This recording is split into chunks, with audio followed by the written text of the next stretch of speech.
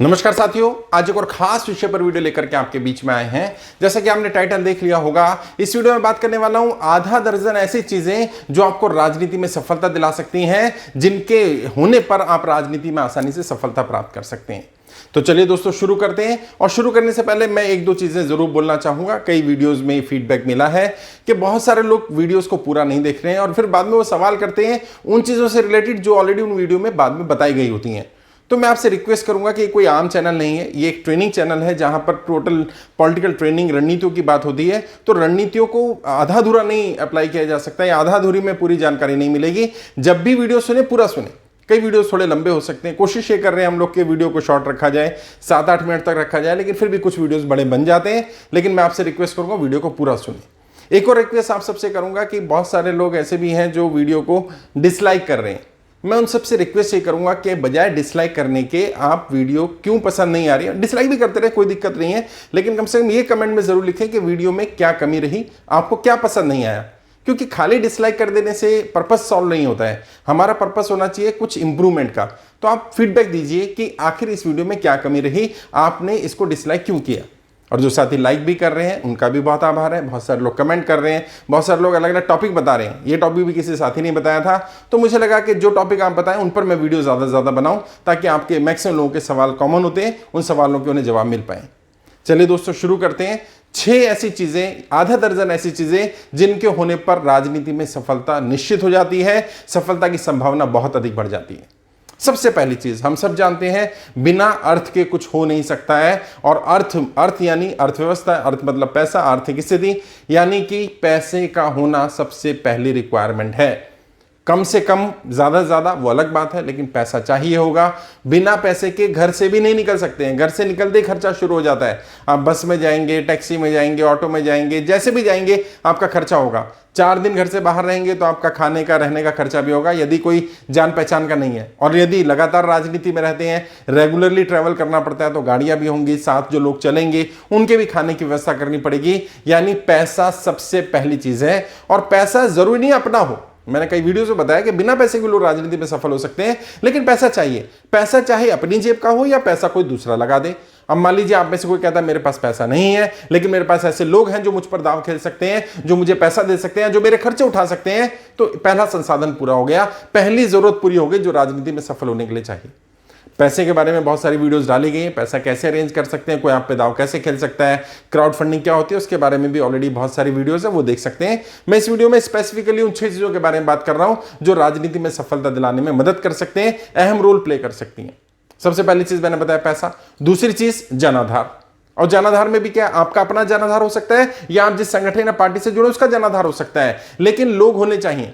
राजनीति किसके लिए करेंगे या किस पर करेंगे, किसके भले के लिए काम करेंगे, लोगों के। अगर लोग ही नहीं है, यदि लोग आप पर भरोसा नहीं करते, यदि लोग उस पार्टी या उस संगठन पर, उसकी विचारधारा पर भरोसा नहीं करते हैं, उससे जुड़े हुए नहीं है या आपसे जुड़े हुए नहीं है, तो राजनीति कैसे होगी।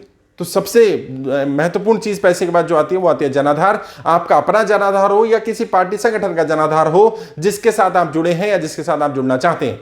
यदि नहीं है तो जनाधार बनाइए। मैं हमेशा रिकमेंड करता हूं जनाधार अपना बनाइए। पार्टी या संगठन का जनाधार अपने आप बन जाएगा जब लोग आपके साथ जुड़े होंगे। क्योंकि 2 तरह के राजनेता हैं, एक वो लोग हैं जो जिन पर पार्टी डिपेंड होती है और एक वो जो पार्टी पर डिपेंड होते हैं। मैं चाहता हूं कि आप ऐसे राजनेता बने कि पार्टी आप पर डिपेंड रहे, आपको पार्टी पर डिपेंड ना होना पड़े। ऐसी स्थिति में क्या करना पड़ेगा, ऐसी स्थिति में जनाधार अपना बनाइए, ज्यादा से ज्यादा लोग आपके साथ जुड़े हों। और जब आप अच्छा काम कर रहे होंगे और आपका जनाधार और ज्यादा बढ़ेगा तो पार्टियां मजबूर हो जाएंगी आपको मौका देने के लिए, आपको टिकट देने के लिए। और यदि पार्टी मौका नहीं देगी, पार्टी टिकट नहीं देगी, आपको जनप्रतिनिधि नहीं बनाएगी, तो आपके पास विकल्प होगा कि आप अपने बलबूते इंडिपेंडेंटली भी उतर सकते हैं। लेकिन जनाधार चाहिए, यानी बिना जनाधार के काम नहीं होगा। पहली चीज हमने बात की पैसा, दूसरी चीज जनाधार, तीसरी एक और महत्वपूर्ण चीज है और इसके बिना भी काम नहीं चलता है, क्या, टीम। अब टीम चाहे वो अपनी हो या पार्टी की हो। अब पार्टी की टीम आपके लिए काम क्यों करेगी और पार्टी की टीम केवल आपके लिए काम क्यों करेगी, क्योंकि दावेदार तो बहुत सारे होते हैं। बहुत सारे लोग एरिया में ऐसे होते हैं जो आपसे पहले ऑलरेडी काम कर रहे होते हैं। पैसे में भी शायद हो सकता है कोई आपसे ज्यादा मजबूत हो सकता है कोई पार्टी के लिए ज्यादा लॉयल रहा हो सकता है कोई बहुत ज्यादा पुराने समय से पार्टी के साथ जुड़ा रहा हो, उसके लोग ज्यादा हो, तो वो लोग आपके लिए काम क्यों करेंगे। तो बेहतर यह रहेगा पैरेलली अपनी टीम भी बनाइए। हर सफल राजनेता बनाता है और इसमें कोई नाराजगी की बात नहीं है कि पार्टी के लोग नाराज हो जाएंगे, बुरा मान जाएंगे। सच्चाई बता रहा हूं मैं, पार्टी का हर राजनेता जो सफल है वो पार्टी के साथ साथ पैरेलली अपनी टीम भी बनाता है, अपने रिलेटिव्स को, अपने फ्रेंड्स को, अपने नोन को अपनी पार्टी में जोड़ता है और अपने लोगों को पद भी दिलवाता है, जिम्मेदारियां भी दिलवाता है, उनको अपने इर्द गिर्द रखता है ताकि कभी उसकी पैरवी करनी पड़ जाए तो उसके लोग होने चाहिए। मान लीजिए कहीं पार्टी में कोई पद की बात आ जाए, कोई जिम्मेदारी देने की बात आ जाए, तो आपको ही जिम्मेदारी क्यों मिले, टिकट आपको ही क्यों मिले, मौका आपको ही क्यों मिले, ये लोग पैरवी कर सकते हैं, ये लोग फील्डिंग कर सकते हैं, ये लोग सपोर्ट कर सकते हैं।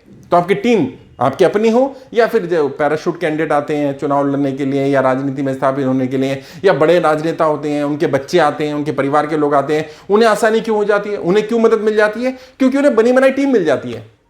उनके माता पिता की टीम होती है, पार्टी की भी संगठन भी टीम होता है, और जब जो एक पीढ़ी से, दो पीढ़ी से, तीन पीढ़ी से काम कर रहा है, 20, 30, 40, 50 वर्ष जिन्होंने राजनीति में लगाए, उस क्षेत्र में लगाए, तो ऑब्वियस सी बात है वहां उनके नोन लोग होंगे, उनके लिए काफी काम भी किया गया होगा, कुछ लोग होंगे जिनके ऊपर उनका एहसान भी होगा। तो ये सब मिला जुला एक असर होता है जो टीम का काम करता है। टीम कैसे बनानी है, कैसे टीम में लोगों को जोड़ना है, हर स्तर के लिए अलग अलग टीम बनती है। उसके लिए बहुत सारी वीडियोस ऑलरेडी चैनल पर डाली हुई हैं। फिर भी आपको स्पेसिफिकली कोई डाउट हो तो आप पूछ भी सकते हैं। चौथी चीज, इसके बिना भी काम नहीं चलेगा और यह भी महत्वपूर्ण है, ये क्या है? राजनीति की बारीकियां। जी हाँ, दो तरह की राजनीति होती है। एक वो है जो पर्दे पर हो रही है, कैनवास पर हो रही है, पिक्चर चल रही है। एक हो रही है पर्दे के पीछे, जहां से प्रोजेक्शन रूम से प्रोजेक्शन आ रहा होता है, वहां पर रील होती है। पहले रील होती थी, अब वहां पर डीवीडी होती है या हार्ड डिस्क होती है जिससे वीडियो चल रहा होता है लैपटॉप के माध्यम से। तो ये जो प्रोजेक्शन कहां से आ रहा है और पिक्चर दिख कहां रही है, वो राजनीति में भी अलग अलग है। पर्दे पर होने वाली राजनीति बिल्कुल अलग होती है और पर्दे के पीछे की राजनीति बिल्कुल अलग होती है। कई बार लोग क्या सोचते हैं, जो पर्दे पर राजनीति हो रही है वही असली राजनीति है और उसे देख करके ही अपनी रणनीतियां बनाने लगते हैं, जबकि सच्चाई इससे इतर होती है, इससे उलट होती है। पर्दे पर कई बार कुछ और होता है, दिखाया कुछ और जा रहा होता है, हो कुछ और रहा होता है, कहा कुछ और जा रहा होता है, किया कुछ और जा रहा होता है। और कई बार तो आप हैरान होंगे जान करके, बहुत सारे सफल राजनेताओं की पर्दे के पीछे की रणनीतियां पूरे जीवन भर बाहर नहीं आ पाती। जी हां, वो इतना टॉप सीक्रेट में पर्दे के पीछे उन रणनीतियों को रखते हैं कि वो बाहर नहीं आ पाती हैं। फिर भी कुछ कुछ चीजें कहीं लिख दी जाती हैं। जैसे हम जैसे लोग जब नेताओं के साथ काम करते हैं तो उनकी मजबूरी बन जाती है कि वो पीछे वाली रणनीति हमें बताएं, और जब वो पीछे की रणनीति हमें बताते हैं तो हम भी मदद करते हैं नए लोगों की, नए युवाओं की, उनको गाइड करने में, उन्हें बताने में पर्दे के पीछे ऐसे काम हो रहा है। जो व्यक्ति 2 बार 3 बार से पैसा लगा के, संसाधन लगा के सफल नहीं हो पा रहा, फेल हो गया, हार गया चुनाव, तो मैं उनसे पूछता हूं क्या कारण रहा, वो वही कारण गिनाते हैं जो पर्दे पर हो रहे होते हैं। फिर मैं उन्हें पर्दे के पीछे के जब कारण बताता हूं, जब मैं बताता हूं कि ये मैनेजमेंट करना था, क्या ये मैनेजमेंट किया, क्या ये मैनेजमेंट किया, क्या ये मैनेजमेंट किया, क्या ये मैनेजमेंट किया, 20 चीजों का मैनेजमेंट, फिर उन्हें हैरानी होती है, अरे ये तो मैनेजमेंट नहीं किया। फिर मैं उनसे पूछता क्यों नहीं किया, कहता है मैं तो पता ही नहीं था कि ऐसा भी होता है, वो पर्दे के पीछे की। तो राजनीतिक रणनीति या राजनीति की बारीकियां पता होना, ये चौथी चीज है, बिना इसके काम नहीं चलेगा। पांचवी एक और चीज, क्या? आपका वोकल होना, मंच पर बोलना या सभाओं में बोलना, या हर जगह आपकी वाक शक्ति, आपकी मंच पर बोलने की कला, आपकी अपने बात को रखने का हुनर ऐसा होना चाहिए कि लोग बिना इंप्रेस हुए ना रह पाएं।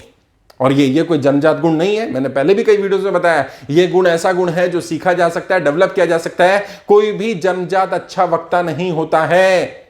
और अच्छा वक्ता मैं ये नहीं कह रहा हूं कि आप बिल्कुल 1 लाख लोग हैं और समा बांध दें और बहुत बढ़िया मोटिवेट कर दें, लोगों को जोड़ लें, वो जरूरत नहीं है, उतना बड़े लेवल की जरूरत नहीं है, लेकिन कम से कम अपनी बात ढंग से रख पाएं। और आज वर्तमान में जो राजनीति चल रही है, नरेंद्र मोदी जी ने जो राजनीति का पैटर्न एक सेट कर दिया है कि जो अच्छा बोलेगा उसी की चुनाव जीतने की संभावना अधिक होगी। काम करना आता है, नहीं आता है, बैकग्राउंड कैसा रहा, क्या रहा, इस सब पर पानी फिर जाता है जब आप अच्छे बोलने वाले होते हैं, अच्छे वक्ता होते हैं। और ये बिना इस गुण के सफलता मिल पाना वर्तमान राजनीति में तो संभव नहीं है। तो आपको ये गुण डेवलप करना पड़ेगा। और जैसे मैंने कहा, ये जन्मजात गुण नहीं है, तो इसको डेवलप किया जा सकता है, सीखा जा सकता है। अपने लेवल पर सीखिए, किसी एक्सपर्ट से सीखिए, जहां से सीख सकते हैं सीखिए, यूट्यूब के माध्यम से सीखिए। बहुत सारी ऑनलाइन ट्रेनिंग्स होती हैं, बहुत सारे लोग ट्रेन कर रहे हैं इस मामले में, तो बहुत सारे लोग मिल जाएंगे जो आपको अच्छा गाइड कर सकते हैं। मंच पर किस तरह से बोलना है, किस तरह से बात रखनी है, तो जितनी आपकी सामर्थ्य है, जिस तरह की भी आप ट्रेनिंग ले सकते हैं, उस तरह से इसको डेवलप करने की कोशिश करिए। और इसकी कोई अंतिम सीमा नहीं है। कोई ये कहे कि मैं सबसे बढ़िया वक्ता बन गया, अब मुझे सीखने की जरूरत नहीं। जो अच्छे वक्ता हैं उन्हें और अच्छा बनना है, जो और अच्छे उन्हें और अच्छा बनना है, जो और अच्छे उन्हें बहुत अच्छा बनना है। ये एक निरंतर चलने वाली एक प्रक्रिया है, ये एक सफर है जो जीवन भर जारी रहेगा। बढ़िया स्पीचेस कैसे लिखनी है, लिख ली तो उनको डिलीवर कैसे करना है, किस तरह से ऑडियंस के साथ कम्युनिकेट करें कि आपकी बात उनके कानों से उनके दिल में उतरनी चाहिए। आपको याद रखें, आपकी वाक शक्ति की वजह से, आपके बोलने की वजह से, आपके कम्युनिकेशन की वजह से। तो आपका कम्युनिकेशन ये आपका 5वां हथियार होगा जो राजनीति में आपको सफलता दिलाएगा। छठा और आखिरी हथियार क्या? सही समय पर सही विरोधी को चुनना और राजनीति का सही स्तर चुनना। जी हां, सही समय चुनना। कब राजनीति करेंगे? कई लोग आते हैं रेगुलरली फोन कॉल करते हैं, सर मैं तो अभी 5 साल है मेरे चुनाव में, मैं अभी से तैयारी करना चाह रहा हूं। और वो भी कौन से चुनाव की? ग्राम प्रधान की, बीडीसी मेंबर की, जिला पंचायत की। मैं उनको बोलता हूं नहीं भाई, 5 साल पहले तैयारी की जरूरत नहीं है, 2 साल 1 साल का समय काफी है, बहुत ज्यादा हो 3 साल। अभी 5 साल पहले जो काम करोगे, रणनीतियां बनाओगे, जो लहर भी बना लोगे, ये लहर तब तक नहीं चलने वाली है। जो लास्ट के 1 साल में 1.5 साल में काम होगा वही सबको दिखने वाला है और उसी के आधार पर लोग जज करेंगे आपको। फिर भी थोड़े बहुत काम करने शुरू करने हैं, जनता के बीच में जाना है, लेकिन यह भी ध्यान रखना है अपनी छवि समाज सेवक की ना बना ले, क्योंकि इतना लंबा समय राजनेता की छवि बना करके रखनी है तो काम वैसे ही करने जो राजनेता वाले होने चाहिए। तो सही समय, फिर सही विरोधी। किसको अटैक करना है? वैसे तो जनरली मैं रिकमेंड करता हूं कि व्यक्ति आधारित राजनीति ना हो, किसी व्यक्ति को विरोधी ना बना करके विचारधारा का विरोधी या समर्थक होना चाहिए। किसी पर्टिकुलर विचारधारा के खिलाफ या पर्टिकुलर विचारधारा के समर्थन में आपको खड़े होना चाहिए। लेकिन वर्तमान राजनीति जो बन गई है, व्यक्तिवाद की राजनीति चल रही है। यहां हर कोई दूसरे को विकल्प के रूप में देखता है कि इसकी जगह कौन, ये नहीं तो कौन। कई बार ऐसा इफेक्ट आता है कि ये तो विकल्प ही नहीं है, इसकी जगह कोई और आ ही नहीं सकता है, तो लोग प्रतीकों में फंस जाते हैं, व्यक्तिवाद में फंस जाते हैं। तो ऐसी जगह पर आपको भी विकल्प बनना पड़ेगा। तो पहले विरोधी चुनना पड़ेगा, किसके साथ लड़ाई लड़ने वाले हैं। अच्छा, विरोधी का स्तर कैसा होना चाहिए, उसकी क्या क्या शक्तियां हैं, क्या क्या कमियां हैं, उनके बारे में अच्छी जानकारी होना। फिर अपनी शक्तियों को उससे ज्यादा डेवलप करना, उसकी उन कमियों पर वार करना जहां पर वो असहज महसूस कर सके। तो उसके लिए पूरा रिसर्च करना पड़ेगा। और तीसरी चीज इसी में, मतलब लास्ट पॉइंट में, छठे पॉइंट में तीसरी चीज क्या है? सही समय पर सही विरोधी और अपना सही स्तर। किस स्तर पर राजनीति करेंगे? कई लोग होते हैं विधायक लेवल के स्तर के होते हैं और ग्राम प्रधान लेवल पर बीडीसी मेंबर चुनाव लड़ लेते हैं, हार जाते हैं। मैंने कई वीडियो में बताया भी है कि एक मूवी में डायलॉग था, शेर से हल चलवाएंगे तो किसान भूखा ही मरेगा भाई। तो ऐसा भी काम नहीं करना है। कई बार उल्टा होता है, आपका स्तर होता है जिला पंचायत का, ग्राम प्रधान मेंबर का, बीडीसी मेंबर का या चेयरमैन का या कॉर्पोरेशन का, और आप विधायक या सांसद के लेवल पर पहुंच जाते हैं तो मात खाना निश्चित हो जाता है। तो आपने अपना स्तर भी तय करना है कि किस स्तर पर आप हैं और आपको किस स्तर की राजनीति करनी है। मैं ये नहीं कह रहा हूं कि आप अपना स्तर बढ़ा नहीं सकते हैं या बड़े सपने मत देखिए, लेकिन फिर उनका कोई बेस होना चाहिए, कोई आधार होना चाहिए, किस आधार पर उस सपने को आप देख रहे हैं। तो ये 6 चीजें, ये आधा दर्जन चीजें ऐसी हैं जिनके बिना राजनीति में सफलता मिल पाना लगभग असंभव है। और यदि ये 6 चीजें आपके पास हों, यदि ये आधा दर्जन चीजें आपने इकट्ठी कर ली, तो आपकी राजनीति में सफलता की संभावना बहुत अधिक बढ़ जाती है। आज के लिए इतना ही, आगे किसी और विषय पर बात करेंगे। आपका कोई सवाल है, कोई डाउट है, कुछ पूछना चाहें तो आप वीडियो के डिस्क्रिप्शन में जाइए, मेरा फोन नंबर मिल जाएगा, डायरेक्ट बात कर सकते हैं। कुछ कमेंट करना चाहें, वीडियो कैसा लगा, कोई अपनी राय देना चाहें तो वीडियो के कमेंट बॉक्स में राय दे सकते हैं। हमारी टीम उसको रीड करती है, मुझ तक भी भेजती है, और लगता है तो मैं भी कमेंट के रिप्लाई करूंगा कभी, अगर मुझे लगा मुझे करना चाहिए, मुझसे रिलेटेड डायरेक्ट कमेंट होगा तो। आज के लिए इतना ही, आगे किसी और विषय पर बात करेंगे। आपके उज्जवल राजनीतिक भविष्य के लिए हार्दिक शुभकामनाएं। जय हिंद, जय भारत।